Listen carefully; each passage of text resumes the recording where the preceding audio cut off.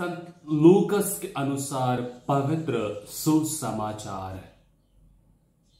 यीशु यात्रा करते करते एक गांव आए और मार्ता नामक महिला ने अपने यहां उनका स्वागत किया।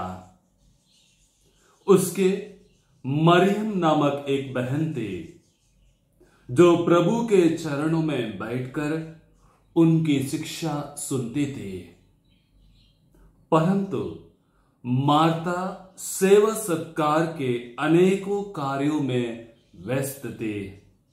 उसने पास आकर कहा, प्रभु, क्या आप यह ठीक समझते हैं कि मेरी बहन ने सेवा सत्कार का पूरा भार मुझ पर ही छोड़ दिया है? उससे कहिए कि वह मेरी सहायता करे। प्रभु ने उसे उत्तर दिया, मार्ता मार्ता, तुम बहुत सी बातों के विषय में चिंतित और व्यस्त हो, फिर भी एक ही बात आवश्यक है। मरियम ने सबसे उत्तम भाग चुन लिया है, वह उसे नहीं लिया जाएगा। प्रभु का सुसमाचार है। सबको जय यीशु। एक पिताजी और उनकी बेटी दैनिक सुबह उठकर वॉकिंग के लिए जाया करते थे। कम से कम 1 घंटा चलना, बातचीत करना, अपने परेशानियों को पिताजी बेटी को बताते थे और बेटी अपने भविष्य के बारे में पिताजी को बताते थे, और ऐसा चलता रहा। कुछ समय के बाद बेटी पिताजी के साथ जाने से इनकार करती है। वो कहते, मुझे ये काम है, मुझे वो करना है, मुझे यहां जाना है, और सब अनेक कारण देकर वो वॉकिंग के लिए नहीं जाती है। और दूसरा महीना उनका पिता का बर्थडे था। बर्थडे का दिन, जन्मदिन का दिन, वो अपने पिताजी को अपने हाथों से बुना हुआ स्वेटर देती है और कहती है, पिताजी, मैं आपके साथ क्यों पैदल नहीं आ रही थी, वॉकिंग के लिए क्यों नहीं जा रही थी, मैं इसको बैठकर बुन रही थी। पिताजी खुश होते हैं, धन्यवाद बोलते हैं, और वो कहते, लेकिन बेटा, स्वेटर तो दुकान से भी खरीद सकते थे, लेकिन जो समय आप और हम बिताते हैं वो कहीं पे भी हम खरीद नहीं सकते। जी हां मेरे प्यारे भाई और बहनों, आज का सुसमाचार में शायद वही दशा थी प्रभु की। प्रभु मार्ता और मरियम के घर जाते हैं।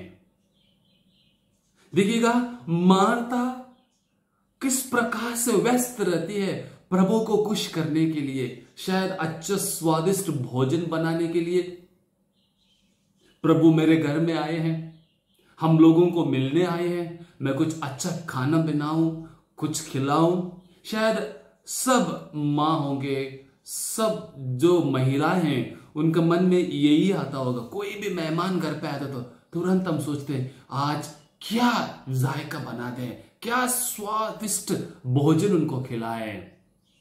दूसरी ओर देखिएगा, मरियम प्रभु के चरणों में बैठे थे, प्रभु से बातचीत कर रहे थे, प्रभु को सुन रही थी, शायद ज्ञान ले रही थी।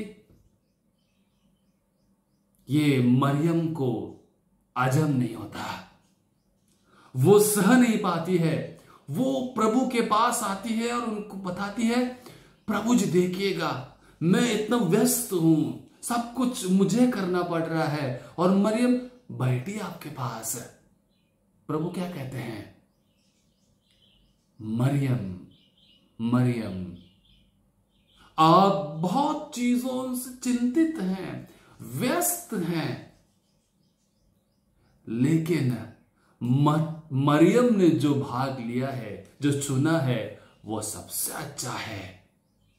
क्या यहां पे प्रभु मरियम को तिरस्कार करते हैं, नकारते हैं, उनको नजरअंदाज करते हैं?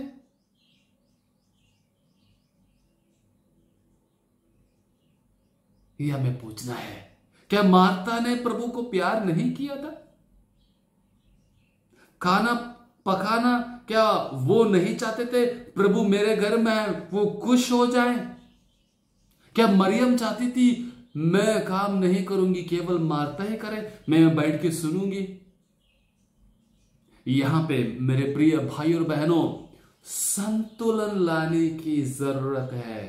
हमें प्रार्थना भी बहुत जरूरी है, साथ ही साथ आध्यात्मिक जीवन के साथ साथ शारीरिक जीवन में भी बहुत जरूरी है, दोनों का संतुलन। यहां पे प्रभु यीशु ये नहीं कहते कि मार्था ने बहुत बेकार भाग चुन लिया है, नहीं कहते, या मरियम ने बहुत अच्छा भाग चुन लिया है, मार्था ने वह गलत किया है, नहीं। प्रभु कहते हैं दोनों भाग जरूरी है। मेरे प्यारे विश्वासियों, यहां पे शायद जब हम प्रभु के साथ बैठते हैं, प्रभु से वार्तालाप करते हैं, प्रभु का वचन सुनते हैं, हमें प्रभु काउंसलिंग करता है, हमें प्रभु कुछ ज्ञान देता है, प्रभु हमें शायद हमारे जीवन के लिए क्या जरूरत है उसके बारे में बतलाते हैं। आज ये पूछना है, मैं प्रभु को कितना समय दे पाता हूं या पाती हूं, कितना व्यस्त रहता हूं।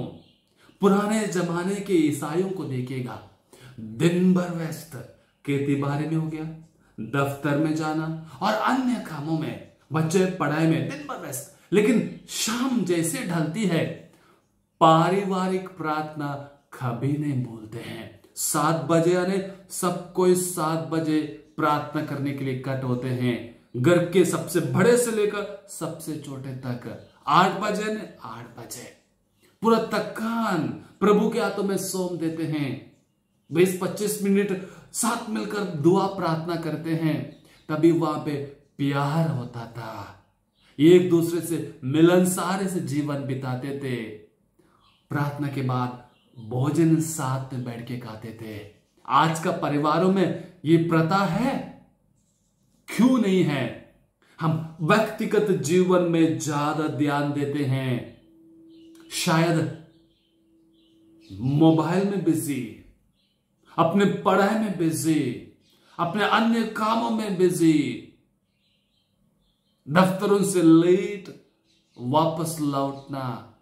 प्रिय भाई और बहनों, इसी कारण परिवार टूट रहे हैं। प्रभु को जो समय नहीं दे पाते हैं, प्रभु के साथ समय नहीं बिता पाते हैं, वो प्रभु को कैसे अनुभव करेंगे?